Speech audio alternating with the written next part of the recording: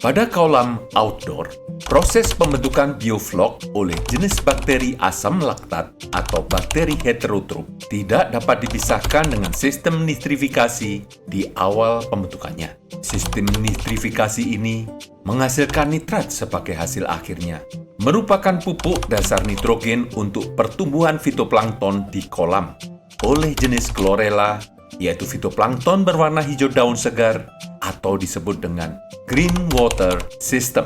Tapi sistem ini ternyata sangat terbatas, mudah berubah-ubah oleh iklim dan cuaca sehingga sering terjadi drop plankton. Dengan adanya BOT yang mulai tinggi secara alami, sebenarnya akan terbentuk sistem bioflok.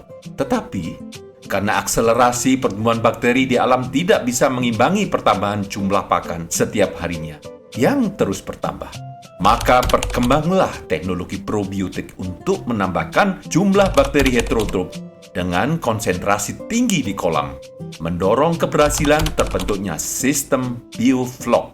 Apakah bakteri heterotrof itu adalah jenis bakteri yang memperoleh energi dengan mengkonsumsi bahan organik di kolam seperti sisa pakan, fitoplankton mati, hewan-hewan renik yang mati, limbah di kolam, dan lain-lain.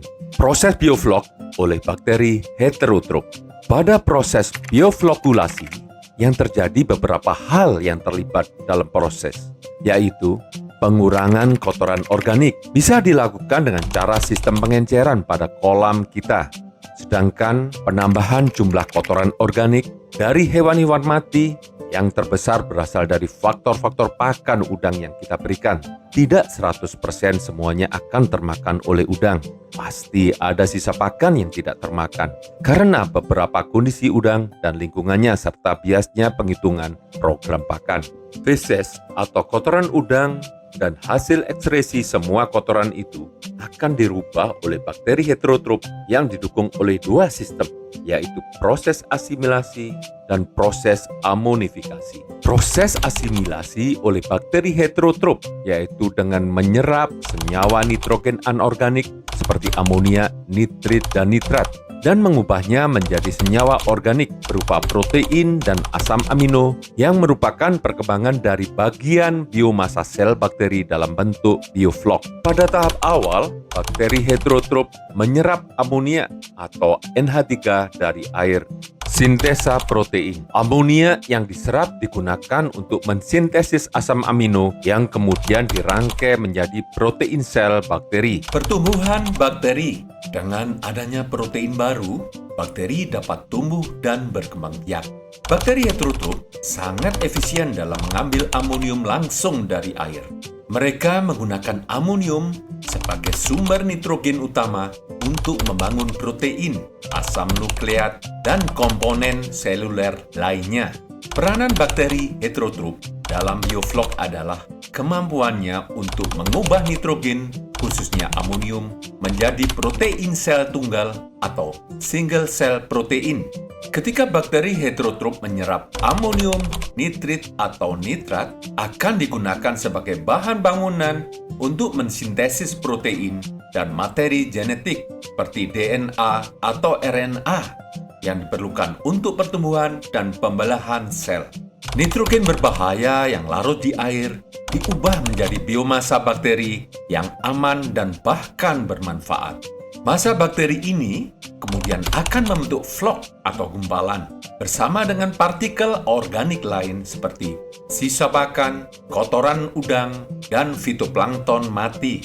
Flok-flok ini bukan hanya kumpulan bakteri mati, tetapi merupakan kumpulan mikroorganisme hidup, enzim-enzim yang kaya protein. Udang faname dapat mengonsumsi flok ini sebagai sumber pakan tambahan. Berarti, nitrogen yang tadinya limbah kini didaur ulang menjadi pakan alami untuk udang. Proses amonifikasi.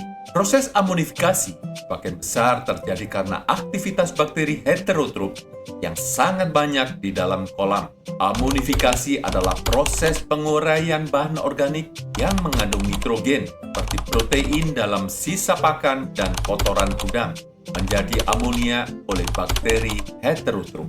Bagaimana proses amonifikasi bisa terjadi? Beberapa hal yang akan terjadi. 1. Sumber bahan organik utama yang menjadi target amonifikasi adalah sisa pakan yang tidak termakan. Udang seringkali menyisakan pakan yang tidak habis dikonsumsi. Pakan ini kaya akan protein. Feses atau kotoran udang. Kotoran udang juga mengandung sisa-sisa protein dan nitrogen lainnya. Udang mati atau organisme lain. Jika ada udang atau organisme lain yang mati dan membusuk di dalam tampuk. Plankton atau alga mati. Ketika populasi plankton atau alga mati, sel-selnya akan terurai. 2. Produksi enzim ekstraseluler. Bakteri heterotrop melepaskan enzim ekstraseluler, enzim yang bekerja di luar sel bakteri, ke lingkungan air. Enzim-enzim ini berfungsi untuk memecah molekul-molekul besar dan kompleks seperti protein menjadi unit-unit yang lebih kecil dan sederhana. 3.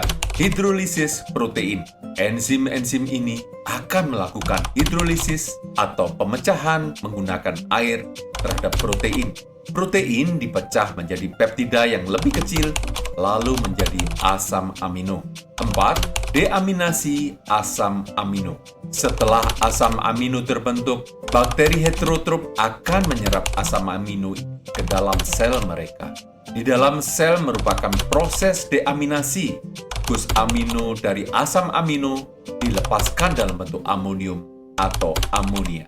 Pada siklus nitrogen, amonia yang dihasilkan kemudian dapat digunakan kembali dalam proses asimilasi oleh bakteri. Apakah peranan proses amonifikasi terhadap proses asimilasi oleh bakteri-bakteri heterotrop?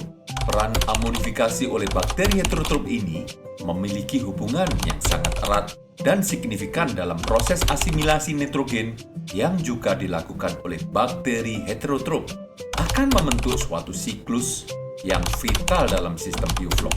Amonifikasi menyediakan substrat.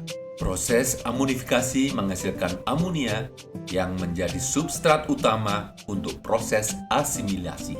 Asimilasi mengurangi amonia. Proses asimilasi mengurangi konsentrasi amonia dalam air, sehingga mencegah terjadinya keracunan pada udang. Pembentukan bioflok. Kedua proses ini berkontribusi dalam pembentukan bioflok, yaitu agregat mikroorganisme dan bahan organik yang kaya nutrisi. Bioflok ini kemudian dapat dikonsumsi oleh udang sebagai sumber protein tambahan. Jika amonium tidak segera diserap oleh bakteri heterotrop, ia akan diubah menjadi nitrit dan kemudian nitrat melalui proses nitrifikasi yang dilakukan oleh bakteri autotrop dalam sistem nitrifikasi. Nitrit juga bersifat toksik. Bakteri heterotrop juga dapat menyerap nitrit dan nitrat. Meskipun amonium seringkali menjadi preferensi utama mereka jika tersedia dalam jumlah cukup. Manfaat sistem bioflok, peningkatan kualitas air. Sistem bioflok membantu memperbaiki kualitas air dengan mengurangi kadar amonia dan nitrit yang berbahaya bagi udang. Peningkatan pertumbuhan udang. Bioflok yang kaya nutrisi dapat meningkatkan pertumbuhan dan kelangsungan hidup udang. Pengurangan penggunaan pakan. Dengan adanya bioflok, kebutuhan pakan buatan dapat dikurangi. Lingkungan lebih berkelanjutan. Sistem bioflok lebih ramah lingkungan karena mengurangi pencemaran air akibat limbah budidaya. Proses asimilasi dan amonifikasi merupakan bagian penting dari siklus nitrogen dalam sistem bioflok. Kedua proses ini bekerja sama saling bersinergi untuk mengubah bahan organik menjadi protein mikroba yang bermanfaat bagi kesehatan dan pertumbuhan udang. Dengan memahami mekanisme kedua proses ini, kita dapat mengoptimalkan pengelolaan sistem bioflok untuk mencapai hasil budidaya udang yang lebih baik. Bagaimana sinergi bisa terjadi pada kedua sistem ini dan bagaimana agar sistem ini bisa stabil serta apa yang perlu kita lakukan pada sistem ini yang tentunya sangat dinamis, banyak faktor yang perlu kita kuasai agar lingkungan kolam kita bisa lebih stabil. Sistem ini memang kompleks saling berkaitan dalam ekosistem lingkungan kolam. Bagaimana memelihara sistem ini? Bagaimana keterkaitannya antara autotrof dan heterotrof yang perlu dilakukan secara bersamaan dalam menjaga kestabilan ekosistem lingkungan kolam, pengaruh positifnya apa saja terhadap keberlangsungan kesehatan lingkungan budidaya, mengapa sistem ini perlu dikembangkan? Banyak hal yang perlu dibahas lagi pada video-video kami berikutnya. Tentunya, banyak sekali kekurangan atau tidak mudah dipahami dalam mengulas. Masukan-masukan yang membangun akan menyempurnakan karya kami. Apa yang perlu kita bahas selanjutnya? Tahu pada kolom komentar jika menyukai video ini. Bantu dengan like, share, dan subscribe ke channel ini untuk berkembangnya konten-konten.